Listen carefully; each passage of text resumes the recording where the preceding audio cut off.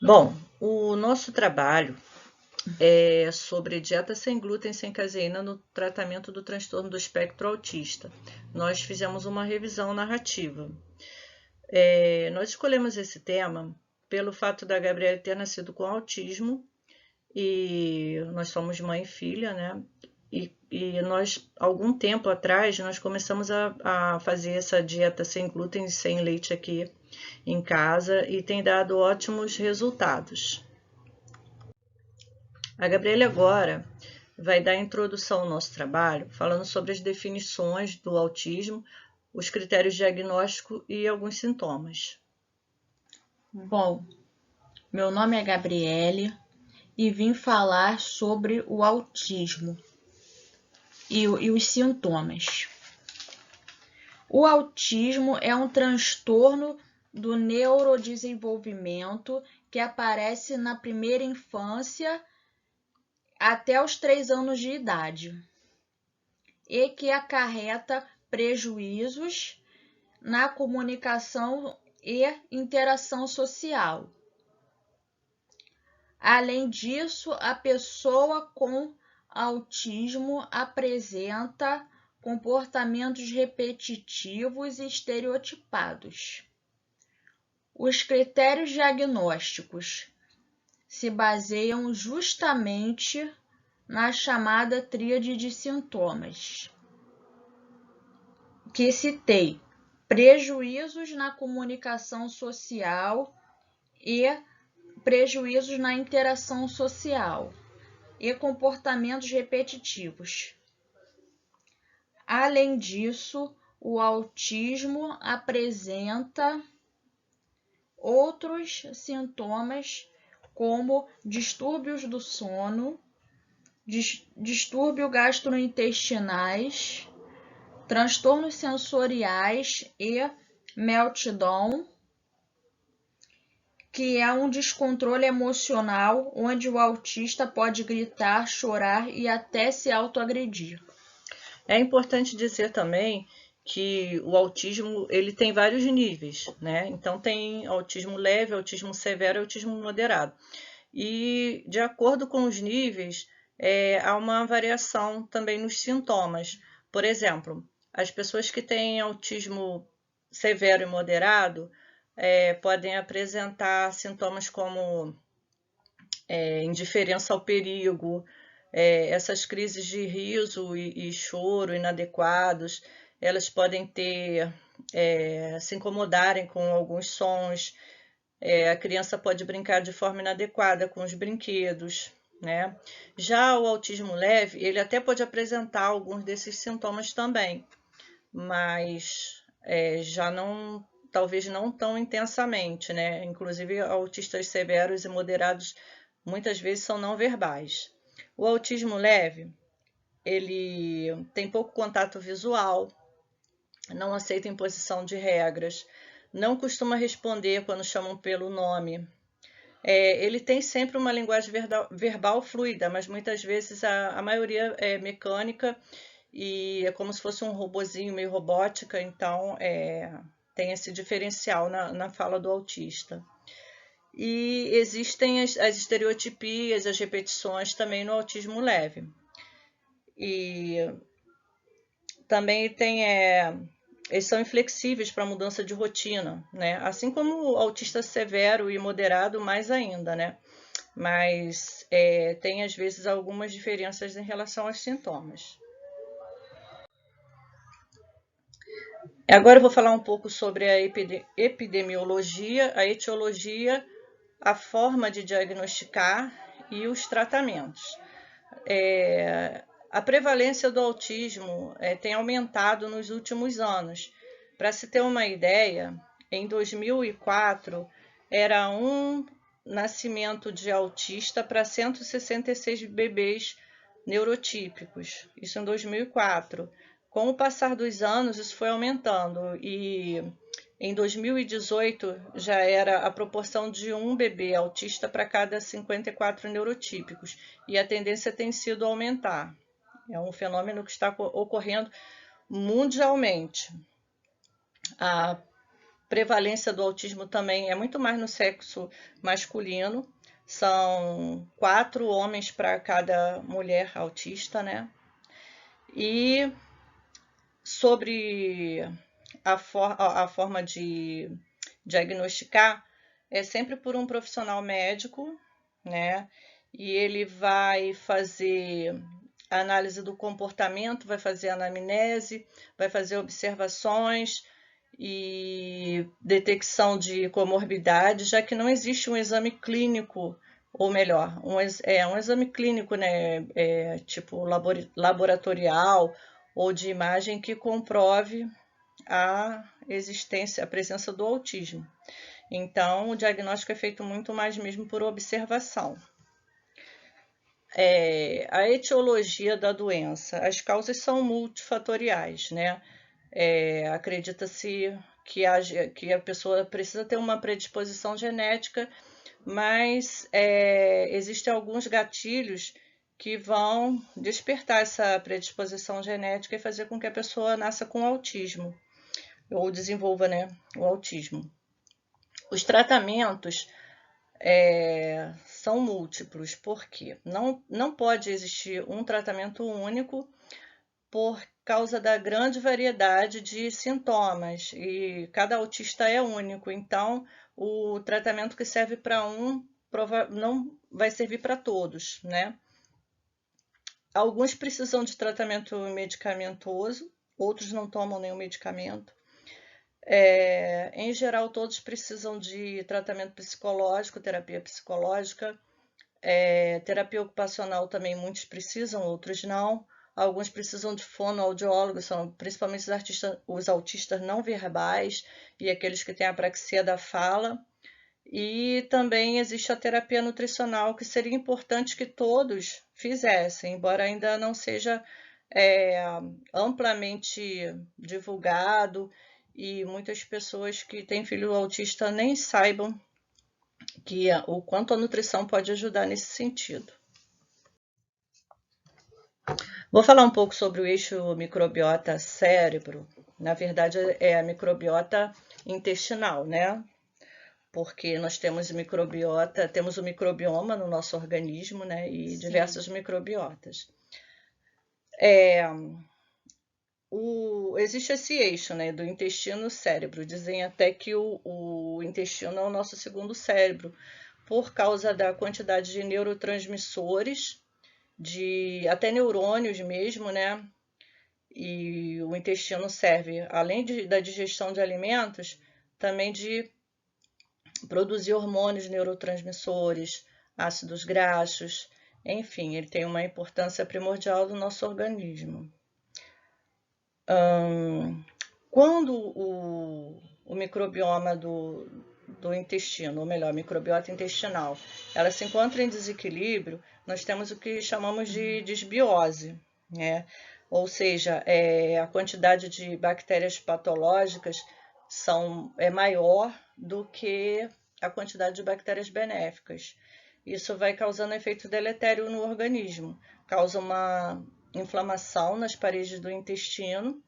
Essa inflamação vai fazer com que os enterócitos se afastem, né? Eles não fiquem tão juntos quanto deveriam estar, aumentando a permeabilidade intestinal. Então, uma vez que essa permeabilidade é aumentada, vai passando para o sangue, né? Para a corrente sanguínea, muitos metabólitos indesejáveis. Eles vão passar para a corrente sanguínea e causar muitos problemas, especialmente no que diz respeito à barreira hematoencefálica, porque uma vez que esses metabólitos deletérios se encontrem na corrente sanguínea, se eles conseguirem quebrar, né, ultrapassar a barreira hematoencefálica, eles podem causar uma inflamação no cérebro e, a partir daí, causar diversos efeitos maléficos, né, para a pessoa, inclusive sintomas do autismo. Muitas vezes até essa inflamação no cérebro tem sido associada ao mal de Alzheimer, entre outras doenças neurodegenerativas. Vou falar um pouco sobre o glúten, a caseína e seus efeitos no transtorno do espectro do autismo. O glúten é uma proteína que ela não se quebra, não é hidrolisada da maneira adequada. E como o autista costuma ter uma deficiência de enzimas digestivas, né? E por conta disso tem a disbiose também, né? Essa proteína do glúten, ela acaba ultrapassando a barreira intestinal e vai para a corrente sanguínea e vai parar no cérebro, vai quebrar também, vai ultrapassar a barreira hematoencefálica e vai causar inflamação no cérebro.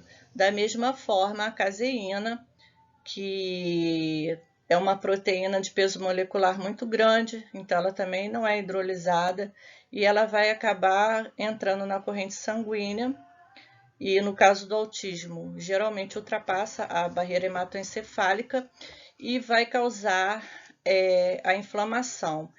E, na verdade, no caso do autismo, esses efeitos são opioides, é como realmente se a pessoa tivesse tomado alguma droga, né? Porque o glúten e a caseína se transformam em gluteomorfina e casomorfina, que são opioides mesmo, como se a pessoa tivesse drogada. E isso vai causar alteração no comportamento, que causa os sintomas comportamentais característicos do autismo. Bom, vou falar sobre a hipótese que nós colocamos no trabalho. Uma dieta restrita de glúten e caseína oferecida aos indivíduos com TEA pode contribuir para a melhora do quadro de comportamento atípico e estereotipias, bem como alterações do trato gastrointestinal, uma vez que verificou-se que o glúten e a caseína apresentam diversos malefícios relativos aos sintomas do TEA. A dieta aparece como uma alternativa viável e possivelmente eficaz no tratamento das pessoas que se encontram no espectro, pois, retirando-se os peptídeos causadores do problema, os sintomas tanto gastrointestinais como os comportamentos tenderiam a ser amenizados.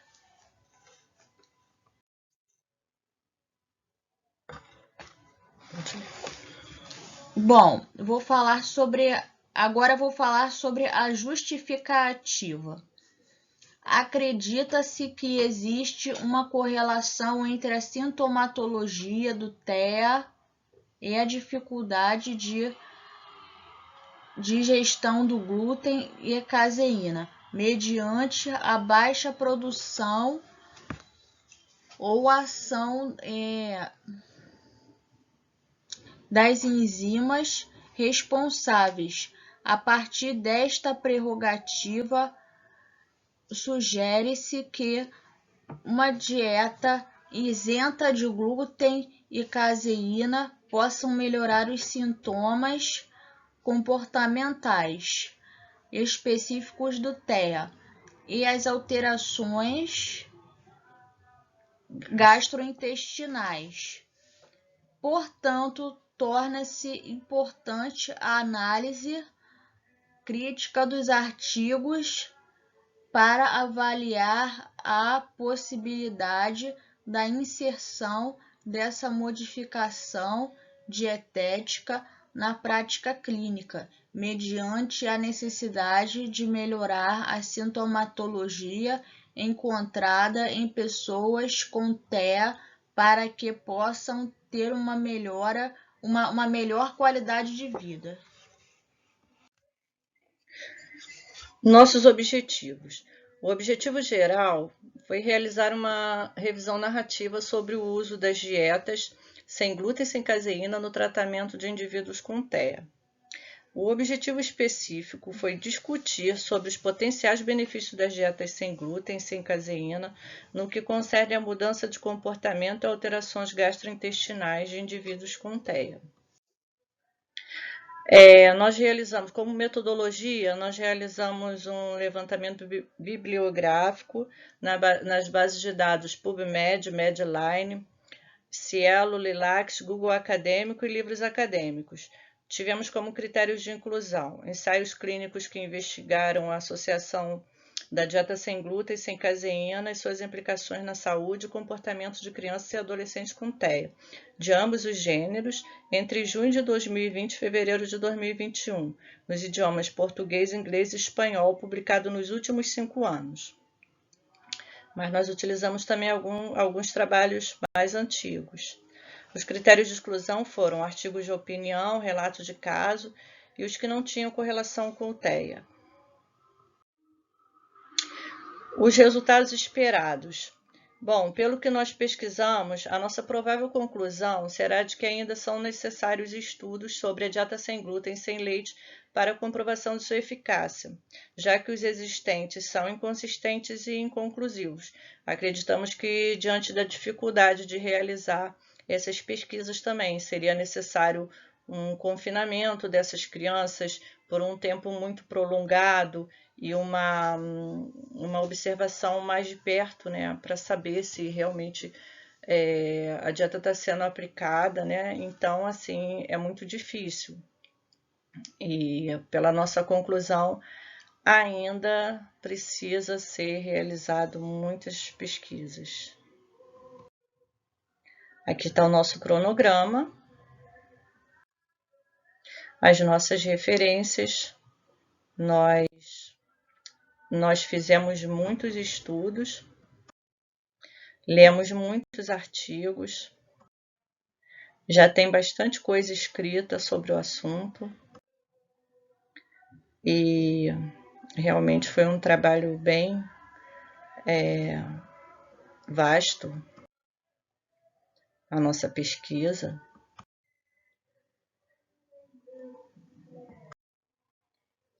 E lemos bastante.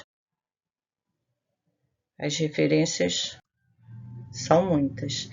E nós queremos agradecer, nós deixamos aqui como uma frase para reflexão: nascemos para sermos incríveis, não perfeitos. É uma reflexão sobre a questão do autismo, que precisa ser cada vez mais divulgada e abraçada. Obrigada, nós agradecemos. Obrigada. Obrigada.